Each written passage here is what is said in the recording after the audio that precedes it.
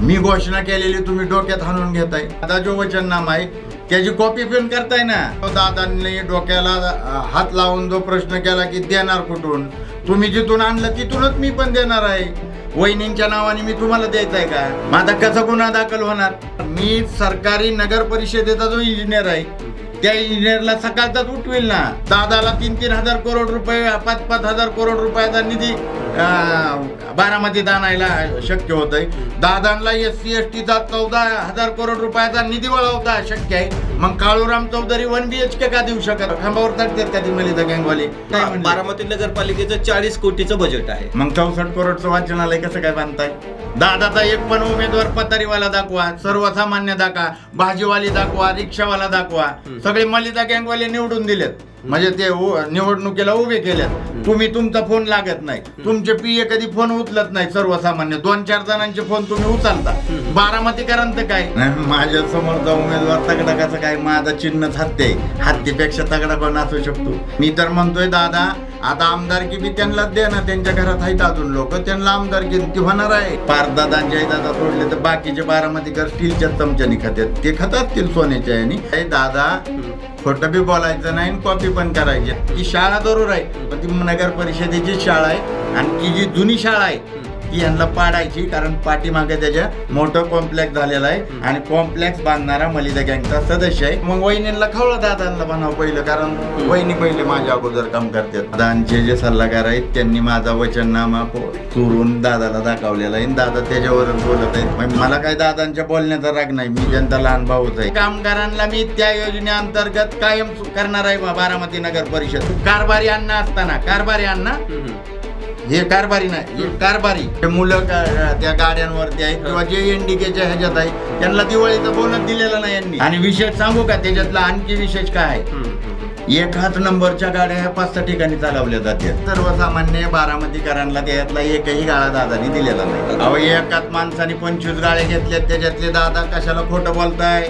1000 गाड्या आंबेडकर पुतळा ते वाबळे हॉस्पिटल दोन्ही साईडला फॅशन ट्रीट उभा करणार आहे। 2000 रुपयाचं जरी भांडवल असेल तरी त्याचा व्यवसाय तिथं चालू करून त्याला उद्योजक, लघु उद्योजक का होईना पण काळूराम चौधरी बनवणार आहे। 3 महिन्यापूर्वी नगर परिषदेच्या अभियंत्याला लाच घेताना पकडलंय बारामतीत। केरळला जर हायवे बंद होत असतील, केरळमध्ये बंद होतात आणि बारामतीत का बंद होणार नाही? मी कविमोर पंत वरून गळतय, पोलीस स्टेशन वरून गळतय। तुम्ही सेंट्रल बिल्डिंग बघा का, हे गैरसमज आहे। महिलांना रोजगार नाही, गट आमचे झाले तर बचत त्यांची झालेली आहे।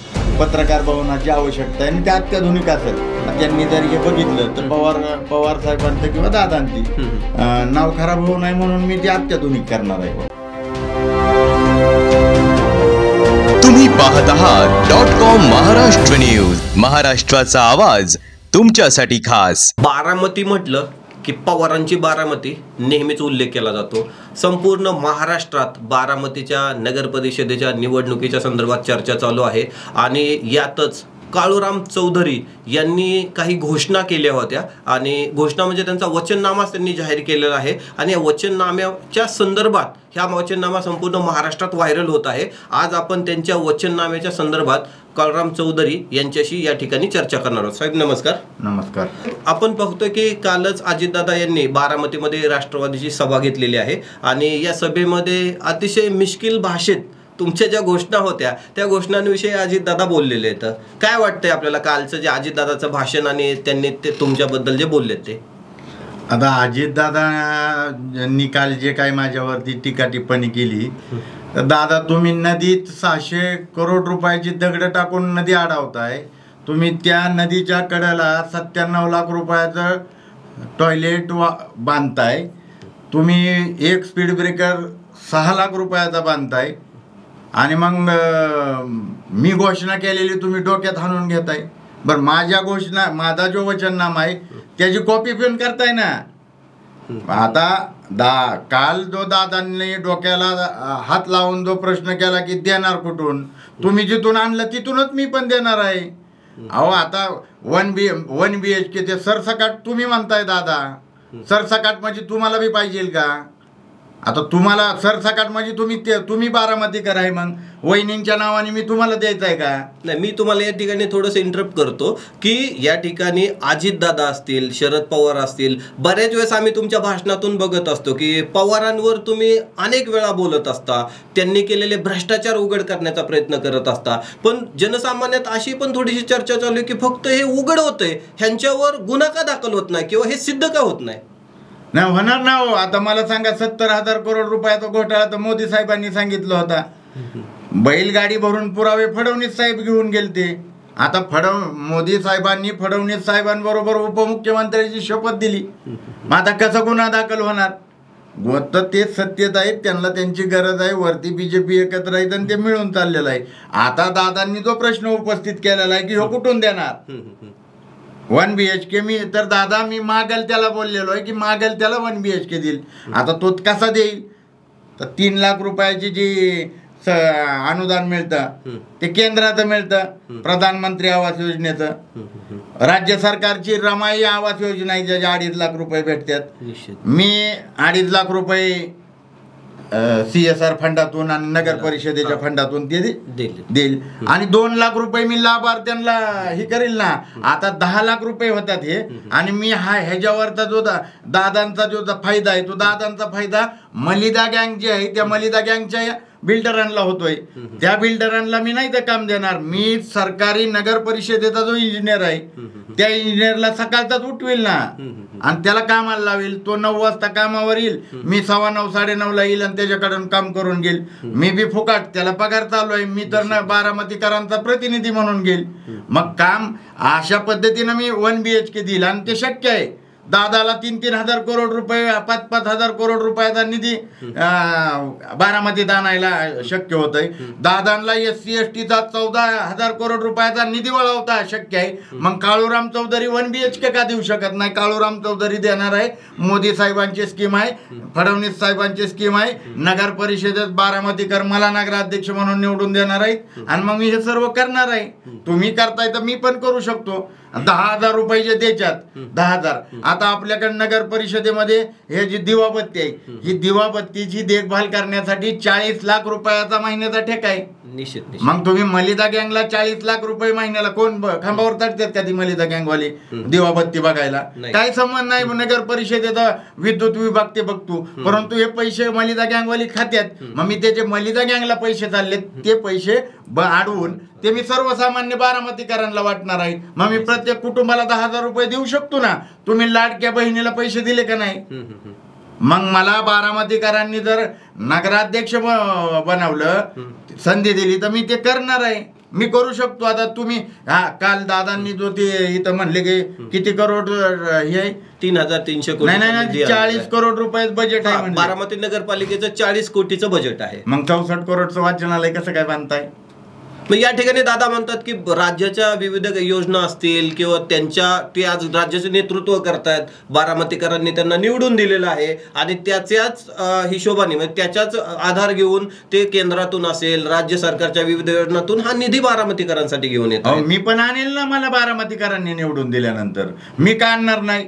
मोदी साहेबांकडे घेऊन जाईल. बारामती शहरातले काय आता सगळे राष्ट्रवादीचेच आहेत का, काय बीजेपीचे आहेत, काय RSSचे आहेत, काय विश्व हिंदू परिषदेचे आहेत, पण शेवटी ते बारामतीकर आहेत ना. पण असंही झालं की काल दादा त्यांच्या सभेत बोलताना दादा हे पण म्हटलेले आहेत की तुम्ही मी जे ठरवून दिलेले उमेदवार आहेत त्यांना निवडून द्या, म्हणजे त्यांना जर निवडून दिलं तर मी तुम्हाला निधी देईल. दादाचा एक पण उमेदवार पतारीवाला दाखवा, सर्वसामान्य दाखवा, भाजीवाली दाखवा, रिक्षावाला दाखवा. सगळे मलिदा गँगवाले निवडून दिलेत, म्हणजे ते निवडणुकीला उभे केलेत. सर्वसामान्य बारामतीकरांचं काय दादा, ज्यांनी तुम्हाला मतदान करून एवढ्या मोठ्या जबाबदारीवरती बसवलेलं आहे, त्या बारामतीकरांचं काय? त्या बारामतीकरांचं हित कोण बघणार? तुम्ही तुमचा फोन लागत नाही, तुमचे PA कधी फोन उचलत नाही. सर्वसामान्य 2-4 जणांचे फोन तुम्ही उचलता. बारामतीकरांचं काय? इथल्या व्यापाऱ्यांचं काय? इथल्या सर्वसामान्यांचं काय? निश्चितपणे. परंतु आता हा दादांचा विषय झाला, दादा राज्याचं नेतृत्व करतात, कदाचित त्यांच्याकडे वेळ नसेल, पण या ठिकाणी आता तुमच्या विरोधात दादांनी जो उमेदवार दिलेला आहे सचिन सातव, की त्यांच्या घरात ऑलरेडी 2 ते 3 वेळा नगराध्यक्ष पद भूषवलेलं आहे. बारामती बँकेचे ते आता सध्या विद्यमान चेअरमन आहेत या ठिकाणी. एवढा मोठा उमेदवार आता तुमच्या समोर दादाने आव्हानात्मक उभा केलाय आणि त्यातच असं झालंय की 8 नगरसेवक हे बिनविरोध झालेले आहेत. आणि दुसऱ्या बाजूला जर बघितलं तर तुम्ही एकटे लढतायत, कारण आता सगळे युती महायुती वगैरे सगळं त्यांच्या बाजूने. काय वाटतंय, तुम्ही हे जे तुमच्या पुढे संकट आहे त्याला सामोरे जाऊ शकाल का, किंवा ह्या शर्यतीत तुम्ही टिकणार आहेत का? माझ्या समोरचा उमेदवार तगडा कसा काय? माझा चिन्हच हत्ती आहे. हत्तीपेक्षा तगडा कोण असू शकतो? नाही असू शकत ना. आणि मी तर म्हणतोय दादा, आता आमदारकी बी त्यांनाच दे ना, त्यांच्या घरात आहेत अजून लोक, त्यांना आमदारकी ती होणार आहे. तुमचा आमदारकी तीच डोक्यात आणणार आहे. तुम्ही सगळंच त्यांना द्यायला लागलाय, सगळंच त्यांना देणार, तर मग सर्वसामान्य बारामतीकर काळूराम चौधरींना नगराध्यक्ष करणार आहेत. निश्चितपणे. आता आपण जरा थोडंसं तुम्ही सर्वसामान्यांसाठी जे तुमचा वचननामा घेऊन आलेला आहे त्याच्याविषयी एका मुद्द्यावर आपण चर्चा करू.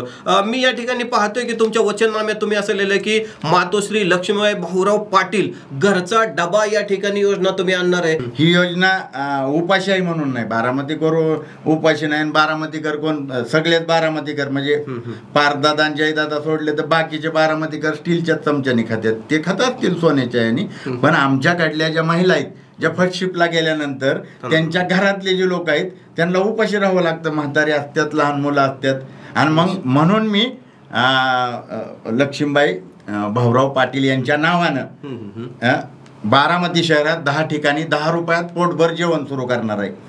आता तुम्ही 80 करोड लोकांना मोदी साहेबांनी धान्य फ्री दिले का नाही? मग मी बारामतीत 10 रुपयात जेवण का देऊ शकत नाही? कोण आहे, कोण नाही म्हणते असं होऊ शकत नाही? मी देऊ शकतो ना. मोदी साहेब जर 80 करोड लोकांना धान्य फ्रीमध्ये देत असतील तर मी देऊ शकतो ना ते. निश्चितपणे. तुमच्या पुढच्या योजनेत तुम्ही या ठिकाणी म्हणताय की तुम्ही महात्मा फुले शिक्षण सन्मान योजना आणणार आहेत. कालच्या भाषणात तर दादा म्हटले की आपण बारामतीमध्ये सीबीएसईच्या धर्तीवर आपली जी बारामतीची नगरपालिका आहे ती सीबीएसईच्या धर्तीवर त्यांची शाळा उभारू. बारामतीमध्ये आधी आंतरराष्ट्रीय दर्जाचं ऑलरेडी शिक्षण मी बारामतीत चालू केलेले. बारामती हा शिक्षणाचा हब झालेला आहे. आणि मग या ठिकाणी बारामतीच्या जर तसं पाहिलं तर शिक्षणाचा मुबलक सोयी वगैरे आहेत, पण तुम्ही देखील या ठिकाणी म्हणताय की महात्मा फुले जनसन्मान योजना आणणार आहे. म्हणजे नेमकी काय ही योजना आहे आपली? हा वचननामा अगोदरच आहे दादा. खोटं बी बोलायचं नाही, कॉपी पण करायची नाही. माझी कॉपी करताय तुम्ही. आणि तुम्ही कुठल्या तुमच्या संस्थेत कुठं देता? अहो तुमचे जे कार्यकर्ते आहेत त्यांच्या कार्यकर्त्यांच्या मुलाला जे ऍडमिशन घ्यावं लागतं नर्सरीत, त्याला 35,000 रुपये दिल्याशिवाय घेतच नाहीत. आणि त्याच्यासाठी बी मलिदा गँगच्या लोकांकडे त्या सर्वसामान्य राष्ट्रवादीच्या कार्यकर्त्यांना 5-6 हेलपाटी मारावे लागतात. तेव्हा कुठं त्याचं सगळं बघितलं जातं, ह्यो कुठं ह्याला चांगला आहे का, त्याला चांगला आहे का, मग त्याचं काम केलं जातं. आता सीबीएसई बोर्डाची शाळा दादाची खोटं बोलतात आणि त्यांचा उमेदवार बी खोटं बोलतोय. तुम्ही ज्या शारदा प्रांगणमध्ये म्हणताय ना की ही सीबीएसईची, ती सीबीएसईची शाळा नाही. ती शाळा जरूर आहे पण ती नगर परिषदेची शाळा आहे. आणि ती जी जुनी शाळा आहे ती यांना पाडायची, कारण पाठीमागे त्याच्या मोठं कॉम्प्लेक्स झालेला आहे. आणि कॉम्प्लेक्स बांधणारा मलिदा गँगचा सदस्य आहे. त्याला फायदा होण्यासाठी इकडे पार्किंग करायचंय. पलीकडल्या बाजूला आंबेडकर स्टेडियम आहे आणि अलीकडल्या बाजूला शारदा प्रांगण आहे. समोर ती 5 नंबर आणि 7 नंबर शाळा आहे, ते पाडायच्यात आणि ती शाळा इकडे घेणार आहे. तुम्ही खोटं बोलताय दादा. तुमचा उमेदवार बी खोटं बोलताय, तुम्ही खोटं बोलताय. योजना मी जाहीर केली ना, ती मी जाहीर केलेले 20 प्रभागामध्ये सीबीएसईच्या शाळा ओपन करणार अमेरिकेच्या धर्तीवर. आणि ते करून दाखवेल ना मी. तुम्ही बारामतीकर मला संधी देणार आणि मी ते करणार आहे. मला नगर परिषदेचं शिक्षण मंडळाचं सांगा. मग तुम्ही सांगा बरं आतापर्यंत किती या 9 वर्षात शिक्षण मंडळाला किती खर्च केलाय हे अजितदादांनी सांगावं. निश्चित. आपण आता पुढच्या मुद्द्यावर जाऊ तुमच्या, की तुम्ही मुक्ता साळवे लाडकी ताई स्वप्नपूर्ती योजना आणलेली आहे. आता जर बघितलं तर ह्यांची लाडकी बहीण योजना अतिशय यशस्वीरित्या झालेली दिसत आहेत. अनेक लाडक्या बहिणी आहेत, ह्या अनेक लाडक्या बहिणी त्यांना मतदान करत असताना दिसत आहे. आता तुमची ही योजना काय असणार आहे नेमकी? कशा पद्धतीने बारामती नगरपालिकेची योजना कार्यान्वित होणार आहे? बघा, बारामतीला आपल्याला करायची हरित. येस. केंद्राच्या योजना आहेत, राज्याच्या योजना आहेत.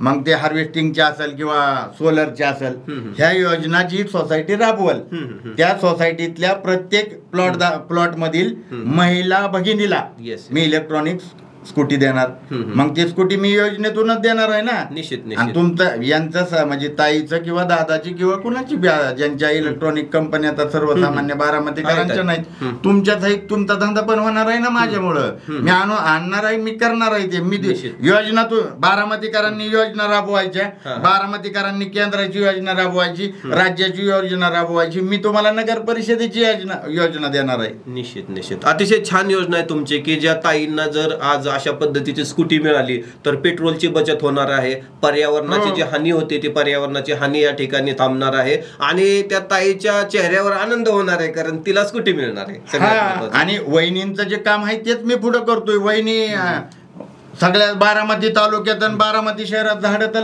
लावतात. मग तेच काम मी करणार आहे. आता तुम्ही मग वहिनींना खवळा, दादांना म्हणावं पहिलं, कारण वहिनी पहिले माझ्या अगोदर काम करतात.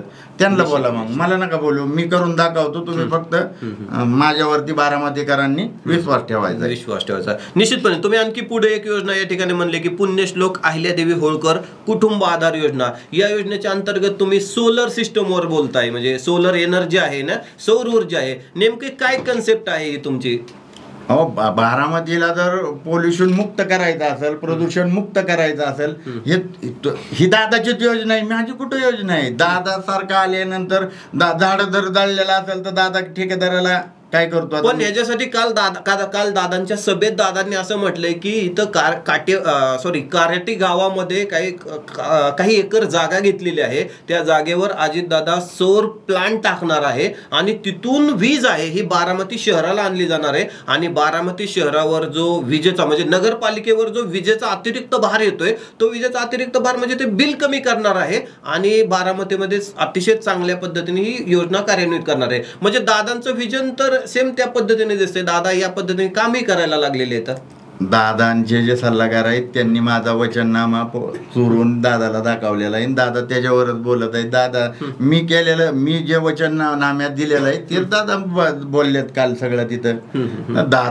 दादा जे बोलले, मला काय दादांच्या बोलण्याचा राग नाही. मी त्यांचा लहान भाऊच आहे, बारामतीकर आहे, आणि मला त्यांचा काही राग नाही. परंतु दादा तुम्ही करता तर मी का नाही करू शकत? बरं, तुम्ही 4 वेळा अर्थमंत्री आहे, मी बहुजन समाज पार्टीचा राज्याचा महासचिव आहे, 4 वेळा उत्तर प्रदेशासारखी सत्ता म्हणजे प्रशासनाचा अनुभव आहे ना आम्हाला.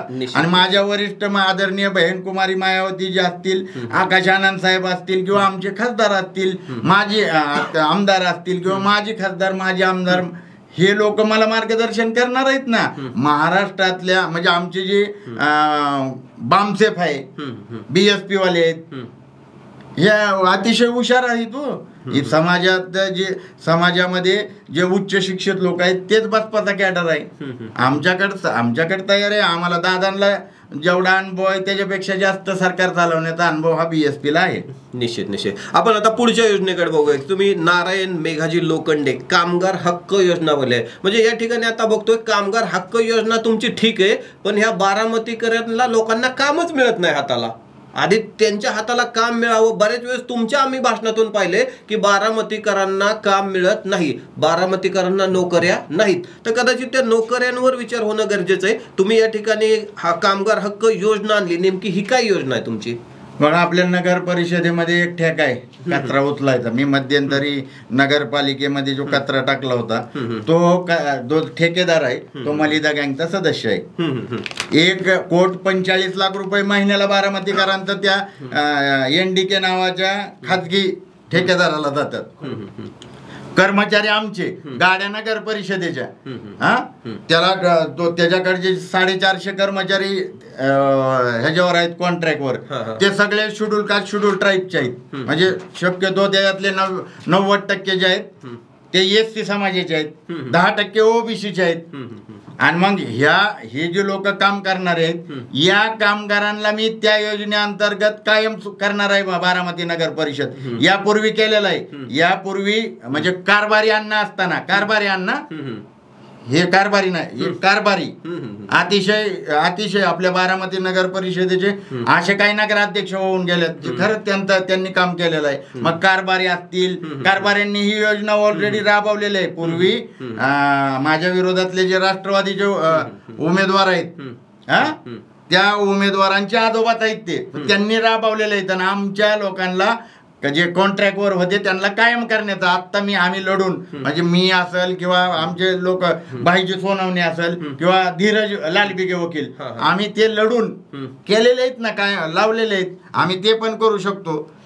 नाही निश्चितपणे ह्याच्यात जर आपण आता असं पुढे पाहिलं की बऱ्याच वेळेस ना ही जी बारामतीची जी एनडीके संस्था आहे ना याच्यावर तुम्ही आक्षेप घेताना दिसता. मध्ये एकदा तुम्हीच स्वतः ते बारामती भिगवण रोडला एक ऍक्सिडेंट झाला होता, त्यांच्या गाडीविषयी जी काही बरीचशी माहिती तुम्ही बाहेर काढली होती की त्या गाडीला ड्रायव्हरला लायसन नाहीये, गाडीची कागदपत्र नाहीये किंवा त्यांच्या कामगारांविषयी पण अनेक आक्षेपार्ह गोष्टी तुम्हाला ऐकायला मिळतात. तुम्ही त्याच्यावर आवाज उठवताय, काय नेमकं हे खरं आहे का, हे कितपत सत्य आहे? अहो सत्य आहे. तुम्ही त्या कर्मचाऱ्यांना जे कर्मचारी एनडीके झाडायला महिला आहेत, जे मुलं त्या गाड्यांवरती आहेत किंवा जे एनडीकेच्या ह्याच्यात आहे त्यांना दिवाळीचा बोनस दिलेला नाही यांनी. त्यांच्याकडनं काम करून घेतात आणि काम पगार बी दिला जात नाही. पगारासाठी त्यांना आंदोलन करावं लागलं. हे बारामतीनं बघितलंय. आता तिथं ज्या गाड्या कचरा वाहतात त्या कचरा आता ह्या एनडीकेचं जे कॉन्ट्रॅक्ट आहे ते एकाच बारामतीत नाही, 7-8-10 जिल्ह्यात महानगरपालिकेत नगर परिषदेमध्ये आहे. आणि विशेष सांगू का त्याच्यातला आणखी विशेष काय आहे, एकाच नंबरच्या गाड्या 5-6 ठिकाणी चालवल्या जातात. ह्याचे पुरावे आहेत माझ्याकडे. म्हणजे बारामतीकरांनो ह्या गोष्टीकडे गांभीर्याने लक्षात घेणं गरजेचं आहे. ज्या एजन्सीच्या अंतर्गत आपली धुरा दिली जाते त्या एजन्सीवर काळूराम चौधरी खूप मोठे आरोप करतात. आरोपच नाही तर त्यांच्याकडे त्याचे काही पुरावे देखील आहेत. निश्चितपणे ह्याच्यावर विचार करण्यासारखं आहे. आपण जरा थोडंसं आणखी पुढे जाऊ तुमच्या वचननाम्यामध्ये. त्याच्यामध्ये तुम्ही असं सांगितलं की कमर्शियल गाळे धारकांना त्यांच्या आकारामध्ये सुधारणा करून कमी दरामध्ये हे जे गाळे आहेत ते गाळे तुम्ही उपलब्ध करून देणार आहेत. पण हे जर असं पाहिलं तर आता सध्या बारामतीमध्ये खूप मोठं एक व्यापारी संकुलन दादा बांधतायत. रस्त्यात जे सुशोभीकरण केले त्याच्यामध्ये देखील खूप चांगल्या पद्धतीने दादांनी जे हे करण्यासाठी व्यवसाय करण्यासाठी काही गाळे उभारलेले आहेत. तर या संदर्भात आणि याच्याकडे तुम्ही कसं पाहताय? दादांनी जे बारामतीत गाळे उभा केलेत तो कुठल्याही सर्वसामान्य बारामतीकरांना त्यातला एकही गाळा दादांनी दिलेला नाही. मलिदा गँगचे सदस्य मी दाखवतो तुमच्याकडे, नाही तर तुम्ही त्यांचे जे उमेदवार आहेत त्यांना आता दादाला टाइम नसेल तर त्या उमेदवाराला घेऊन या, मी त्यांना घेऊन जातो. त्यांच्या बरोबर जे नगरसेवक आहेत त्यांचे गाळे लाईनी नाहीत ना, लाईनीने त्यांना गाळे भेटल्यात. सर्वसामान्य बारामतीकरांचं काय, तुम्ही गाडा लावू देत नाही पतारीवाल्यांना. निश्चितपणे म्हणजे पतारीवाल्यांची तर ज्यावेळेस हे गाळे सुरू झाले ना त्याच्यानंतर पतारीवाल्यांची अवस्था खूप बेघर झाली ना, अक्षरशः त्यांना जगणं मुश्किल झालं. पतारीवाल्यांसाठी बारामतीतील पतारीवाल्यांसाठी गेल्या 15 वर्षापासून काळूराम चौधरी लढतोय. आज नगर परिषदेच्या हॉकरची समिती आहे त्याच्या गॅजेटेड सदस्य मी आहे. माझ्या बरोबर माझे 7 सहकारी आहेत ज्या हातगाडी पतारीवाले आहेत. त्याच्यावरती माझ्या एवढं काम कुणीच केलेलं नाही. आता दादाला वाईट वाटतं म्हणून आमचं पोट नाही का, गरीबाला पोट नसतं. पण दादांनी कालच्या सभेत हे पण म्हणले की तुम्ही ते म्हणजे हे हॉकर्स झोन मी तयार करतो आहे, तुम्ही घाबरू नका, मी तुम्हाला पर्यायी जागा देतोय, हॉकर्स झोन देतोय. मग दादा देणार आहेत, त्यांचा प्रश्न सोडवणार आहेत दादा. एकाच माणसाने 25 गाळे घेतल्यात त्याच्यातले दादा कशाला खोटं बोलताय? दादा खोटं बोलतात राव. एकाच माणसाने घेतल्यात, यांच्या नगरसेवकांच्या गाळे आहेत, त्याला गरुड बागेत त्या कॅनेलच्या कडेला त्या तिकडे तळ्याकड मी कुणी घेतल्यात गाळे ते दाखवतो. बरं तुम्ही विचारा, माहितीच्या अधिकारात कुठल्या बारामतीकरांनी विचारा की गाळे कोणी विकत घेतल्यात, त्यांचे नाव बघा कोण आहे ती. नगरसेवक मलिदा गँगचे सदस्य आहेत, सर्वसामान्य बारामतीकरांना. बरं एक गाळा केवढ्याला गेलाय? एक 14.5 गेलाय, एक 13.5 गेलाय, 6.5 लाखाच्या पुढे गाळे गेलेत. आता सर्वसामान्य बारामतीकरांना हे परवडणार आहे का? दादा सर्वसामान्य बारामतीकरांसाठी त्याचा फायदा झालाय का? बिलकुल झालेला नाही. तर मलिदा गँगला फक्त फायदा झालेला आहे. त्याच्यामुळं मी जी स्कीम उभा करणार, मी तांबरा इथल्या प्रत्येकाला 1000 गाळे, आंबेडकर पुतळा ती वाबळे हॉस्पिटल दोन्ही साईडला फॅशन ट्रीट उभा करणार आहे. 2000 रुपयाचं जरी भांडवल असेल तरी त्याचा व्यवसाय तिथं चालू करून त्याला उद्योजक, लघु उद्योजक का होईना पण काळूराम चौधरी बनवणार आहे. शिक्षणाच्या ह्याच्यात असेल किंवा व्यापाराच्या. माझी शिक्षण माझी अभ्यासिका आहे आमराईत. ज्या आमराईत आम्ही अभ्यासिका केली, त्या मान्यवर कांशीरामच्या अभ्यासिकेतील 6 मुलं क्लास 1 अधिकारी बनवल्यात. आता काही नसताना मी निश्चितपणे ही अभिमानाची गोष्ट आहे. मग हे निश्चितपणे. पण करणार मी दादाला. पण आता ते ज्यावेळेस हे दादा हॉकर झोन करणार आहेत, हे हॉकर झोन कुठे केले पाहिजेत असं तुम्हाला वाटतं? जसं तुम्ही सांगताय की आंबेडकर पुतळ्यापासून जो वाबळे हॉस्पिटल आहे तिथपर्यंत, म्हणजे तुम्ही अगदी शहराची मोक्याची जागा सांगताय. अशा कुठल्या जागा आहेत चांगल्या की जिथं हॉकर झोन होऊ शकतो? आता नगर परिषदेने मीच पाठपुरावा केलाय. 10 पूर्वी जे झोन केले ते शहरातले होते. आता शहराच्या बाहेर नेताय तुम्ही. आता शहराच्या बाहेर लोक कोण येणार आहेत? मी शहरात करणार आणि शहरातच करणार. कारण जिथं गर्दी तिथंच व्यवसाय होणार आहे. गर्दी नसताना व्यवसाय होऊ शकत नाही त्या ठिकाणी. बरोबर आहे ना. आणि बघा त्याच्यासाठी इकडं तुम्ही 15 लाख घेतलंय ना, मी 1 रुपया घेणार नाही. SC OBC आणि मायनॉरिटी यांना तर फ्री असेल. ओपन वाल्यांना जर घ्यायचं असतील तर त्यांना नॉमिनल त्याच्यात फी असेल. नॉमिनल पैसे भरावे लागतील पण नॉमिनल असतील ओपन वाल्यांना. म्हणजे त्याच्यात कुठं भेदभाव नाही. ओपन वाल्यांना पण काय, जेवढी यांना समजा 1000 रुपये आम्ही SC OBC मायनॉरिटीला दिली तर यांना फक्त 2000 असेल. निश्चितपणे. तुमच्या अजून एका या ठिकाणी वचननाम्यात मी पाहतोय की बारामतीचा जो नगर रचना विभाग आहे त्याच्यामध्ये बऱ्याच वेळेस बांधकामाच्या वेगवेगळ्या परमिशन्स घेतल्या जातात. ह्या परमिशन तुम्ही फेसलेस करणार आहात असं बोलतायत. नेमकं काय, का गरज आहे? आता सध्या नगर रचना विभाग तर व्यवस्थितरित्या काम करतोय, का तुम्हाला वाटतंय की हे फेसलेस केलं पाहिजे? 3 महिन्यापूर्वी नगर परिषदेच्या अभियंत्याला लाच घेताना पकडलंय बारामतीत. 3 महिन्यापूर्वी बारामती नगर परिषदेचा TPचा जे ऑफिस आहे हे भ्रष्टाचाराचा अड्डा आहे. ठराविकच बिल्डरांच्या लगेच फायली कशा मंजूर होत्यात. सर्वसामान्य बारामतीकरांनी तिथं अर्ज करायचा त्याचं बांधकामात लवकर चालू होऊ देत नाही. मग तिथं ज्यावेळेस मलिदा त्या अधिकाऱ्याला देऊ त्यावेळी त्याला त्या सर्वसामान्य बारामतीकराचं काम होतंय. मग ह्याच्यासाठी पहाटेचं कोण उठणार? या सर्वसामान्य बारामतीकराचं कामच सकाळचं झालं पाहिजे. त्याच्याकडून लाच दिली नाही पाहिजे किंवा घेतली नाही पाहिजे. ह्याच्यासाठी काम फक्त मी करू शकतो, दुसरा कुणीही करणार नाही. निश्चितपणे. बरेच वेळेस आता सगळे राजकीय पक्ष आहेत ना YM ह्या फॅक्टरवर काम करतात. Y म्हणजे युवक आणि M म्हणजे महिला. आता या ठिकाणी म्हणताय की प्रत्येक वार्ड तिथं स्वतंत्र मुलींची व मुलांची वायफाय युक्त AC अभ्यासिका करणार, त्यांच्यासाठी ग्रंथालय देणार, प्रत्येक वार्डमध्ये मोफत डे केअर सुविधा करणार आहे. नेमकं याकडे तुम्ही कसं पाहता आणि ह्या का करावे असं तुम्हाला वाटतंय बारामती नगरपालिकेत? बारामती इथल्या सर्वसामान्य जनतेला मी आवाहन करेल, आपण वेळ काढून आमराईमधील भीमनगर समाज मंदिरमध्ये यायचं आहे आणि तिथं मी बहुजन नायक मान्यवर कांशीरामच्या अभ्यासिका चालू केलेले आहे. ज्या अभ्यासिकेतून पोरं 6 मुलं तर अधिकारी झालेत. आणि आता पूर्वी आमराईत काय असायचं की लहान मुलगा ज्यावेळी बाहेर येता ना रोडवर खेळताना त्यावेळी तो म्हणायचा की मी मोठा होऊन मेंबर होणार. आता आमराईतली पोरं म्हणत नाहीत मी मेंबर होणार नाही. आता आमराईतलं पोरग म्हणतंय मी साहेब होणार. कारण मी त्या 6 मुलांची आंबराईच्या त्या गल्लीबोळातून वाजत गाजत घोड्यावर बसून मिरवणूक काढून त्या पोरांसमोर आदर्श ठेवले. आदर्श उभा. अतिशय छान हे काम आहे आणि मी केलंय हे तर केलेलं आहे, मी दाखवतो.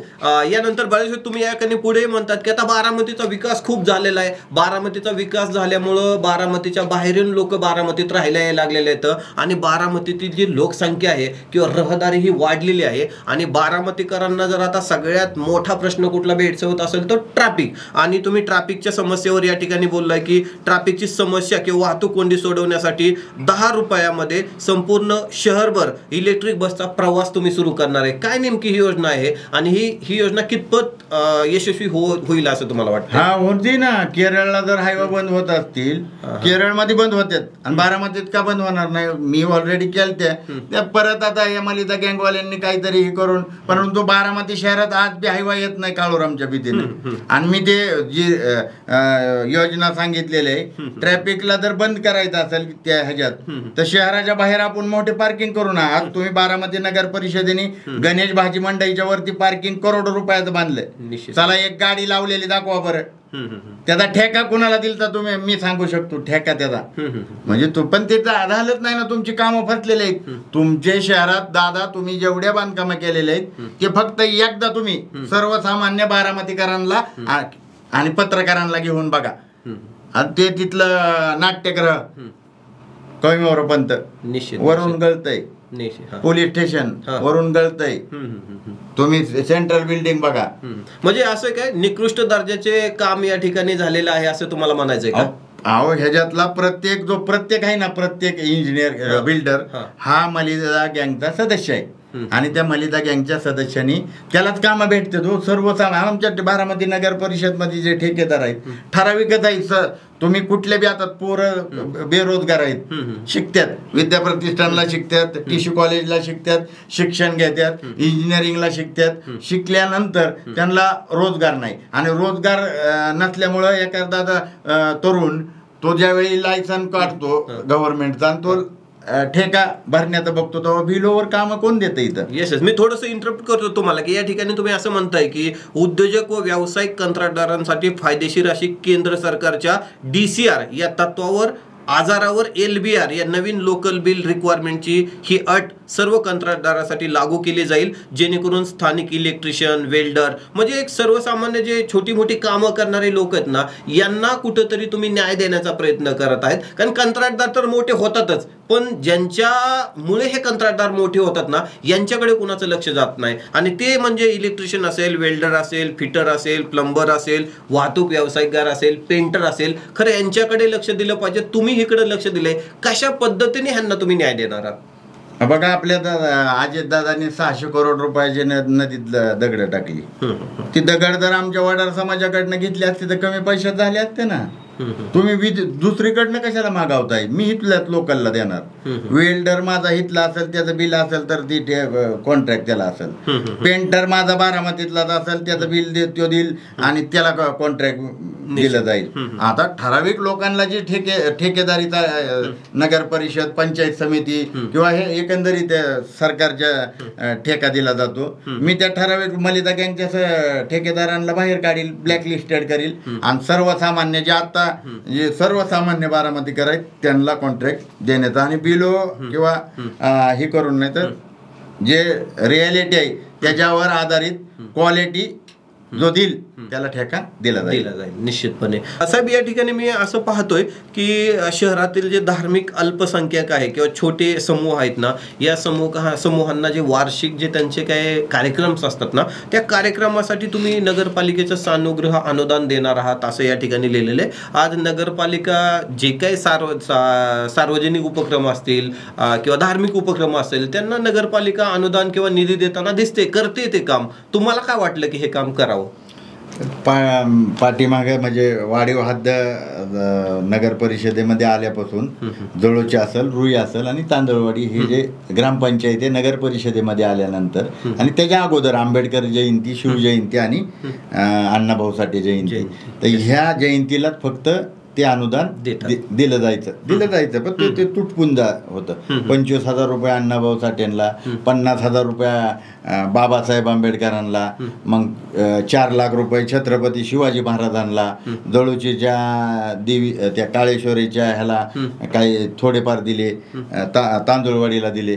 तर बारामती शहरामध्ये जे चांदशेवालीचा उरूस असेल, माळावच्या देवीचा उत्सव असेल, मोठ्याईचे ते उत्सव असेल किंवा गोगा देवाचा उत्सव असेल, या ज्या बहुजन समाजातील जे उत्सव आहेत म्हणजे बहुजन समाजातील ज्या जाती जमातींचे ज्या काय रूढी आहेत, जयंत्या असेल किंवा महापुरुष असेल, या देवाचा असेल, याला देखील आपण अनुदान देणार आहे. आणि ते तुम्ही अगोदर दिलेलं आहे, त्याच्यामुळे तुमचा त्या माझ्या विरोधी लोकांनी त्याच्यावर आक्षेप घेण्याचं कारण येत नाही, कारण तुम्ही ऑलरेडी ते करून बसलेलं आहे.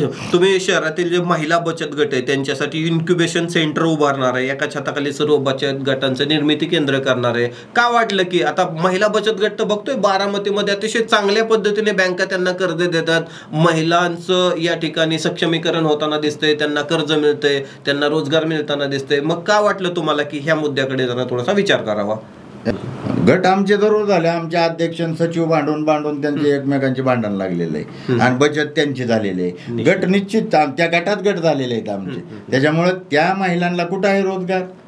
त्या महिलांना आता तुम्ही टेक्सटाईल पार्क असेल किंवा MIDC ज्या महिला तर बाहेर नाही येतात. आमराईतल्या किती महिला कामाला आहेत, खंडोबा नगरच्या किती आहेत, दुर्गा टॉकीत पसल्या किती आहेत, साठेनगर पंचशील नगरच्या किती आहेत, वसंत नगर गौतम नगरच्या किती आहेत, हे बघितलं पाहिजे ना. आणि इथं कुठं काय हे नाही, फक्त जाहिरात आहे होय, एक तर फसवणूक आहे, शुद्ध फसवणूक आहे बारामतीकरांची. म्हणून मी ती योजना राबवणार आहे.